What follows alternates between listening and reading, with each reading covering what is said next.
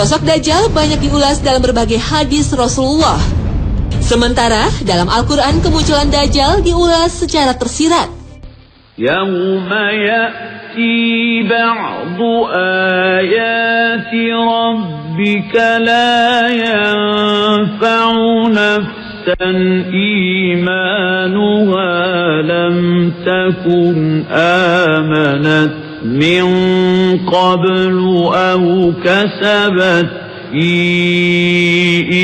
imaniha khayra.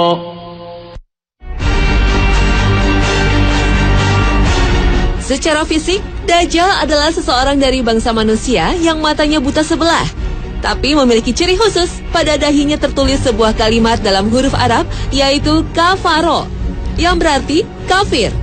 Namun tulisan ini tak bisa dibaca oleh semua umat manusia. Hanya kaum yang beriman sajalah yang mampu membacanya. Penampakan fisik Dajjal lainnya adalah bertubuh sangat besar dan berambut amat keriting. Pada hari akhir, Dajjal merupakan ujian besar umat manusia yang beriman pada Allah Subhanahu wa Ta'ala. Dajjal akan muncul dan menyatakan bahwa dirinya adalah Tuhan. Nauzubillah min zalik. Dajjal akan tinggal di muka bumi selama 40 hari. Tetapi hari kemunculan Dajjal tidaklah sama dengan hari umat manusia. Hari pertama kemunculan Dajjal akan berlangsung selama 1 tahun. Sedangkan hari kedua akan berlangsung selama sebulan. Hari ketiga lamanya seminggu. Dan hari keempat serta seterusnya berlangsung selama 24 jam. Sehingga dapat diartikan Dajjal akan hidup di muka bumi selama 1 tahun, 1 bulan, dan 45 hari. Allah Subhanahu wa Ta'ala memberikan sebuah keajaiban pada Dajjal, berupa kemampuan untuk mengelilingi dunia dalam sekejap layaknya hembusan angin. Tetapi hanya ada 2 kota yang tidak mampu dimasuki Dajjal, yaitu kota suci Mekah dan Madinah. Dajjal dianugerahi kesaktian menghidupkan orang mati yang telah ia bunuh. Selain itu, Dajjal mampu memerintahkan bumi untuk menumbuhkan tanaman dan memerintahkan langit untuk menurunkan hujan.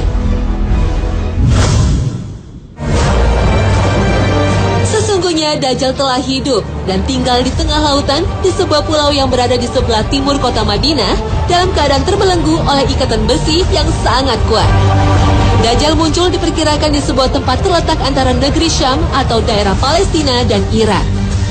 Ada juga yang berpendapat Dajjal akan muncul di segitiga Bermuda. Segitiga Bermuda menyimpan banyak misteri. Kapal terbang dan kapal laut yang melintasi kawasan itu dilaporkan menghilang. Segitiga Bermuda berada di Samudra Atlantik, tepatnya terletak di antara Florida di sebelah barat, Puerto Rico di sebelah timur, dan Pulau Bermuda di sebelah utara. Di kawasan ini terdapat sebuah pulau yang dikuasai oleh Dajjal. Berdasarkan berbagai manuskrip kuno yang dipelajari Muhammad Isa Daud, seorang peneliti dan jurnalis asal Mesir, Dajjal sesungguhnya telah lahir 100 tahun sebelum kelahiran Nabi Musa alaihissalam. Bernama sama Musa, tapi lebih dikenal Samiri karena berasal dari Samiroh, Palestina. Samiri adalah Dajjal yang akan muncul pada akhir zaman. Samiri terlahir dari perkawinan sedara, sehingga lahir dengan kondisi fisik cacat, sebelah matanya buta, dan lumpuh. Orang tua Samiri adalah penyembah patung sapi. Konon, sejak lahir, Dajjal tidak mau menyusu dan lebih banyak tidur. Saat negeri Samira dilanda bencana tsunami, Samiri terapung di laut dan terhempas di sebuah pulau terpencil. Setelah remaja, Samiri banyak berguru pada para ahli sihir. Anehnya, Samiri tidak pernah tua, dan setiap kali mencapai usia 100 tahun, ia kembali muda. Setiap kali Allah mengutus para nabinya, Samiri selalu datang untuk menggoda dan menyesatkan manusia. Pada masa Nabi Musa, Samiri alias Dajjal membuat patung sapi untuk disembah kaum Nabi Israel. Dan pada masa Nabi Isa alaihissalam, Samiri juga berusaha menghasut para pembesar Yahudi untuk membunuh Nabi Isa. Kemudian menyesatkan para pengikut Nabi Isa dengan memperkenalkan ajaran Trinitas, penebusan dosa, dan menghalalkan babi serta riba. Pada masa Nabi Muhammad SAW, Samiri juga berusaha menghasut kaum Yahudi untuk memberontak terhadap Nabi Muhammad. Dan sepeninggal Rasulullah, Samiri makin leluasa untuk membuat perpecahan umat Islam. Dan pada era modern, sifat-sifat Dajjal telah menyesatkan manusia dengan memperkenalkan berbagai ideologi seperti sosialisme, kapitalisme, dan humanisme. Sifat Dajjal juga mendidik orang-orang terbaik Yahudi untuk membuat gerakan Zionisme. Sifat Dajjal juga berhasil membuat tipu daya dalam dunia sains dan politik. Perang dunia merupakan salah satu bukti kesuksesan Dajjal dalam menebar teror dan kejahatan di muka bumi. Dajjal dan pasukannya juga berhasil mengendalikan dunia dengan menguasai elit politik Amerika Serikat dan mata uang dolar. Tak heran, simbol Dajjal terlihat pada mata uang dolar dan berbagai instansi militer serta hiburan. Bukan bermaksud mengartikan Paman Sam dengan kepanjangan dari Samiri.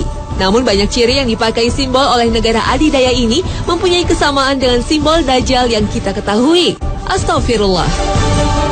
Sebelum kelahiran Nabi Muhammad, Dajjal sempat terpasung di sebuah gua selama 63 tahun dan dijaga makhluk berbulu tebal.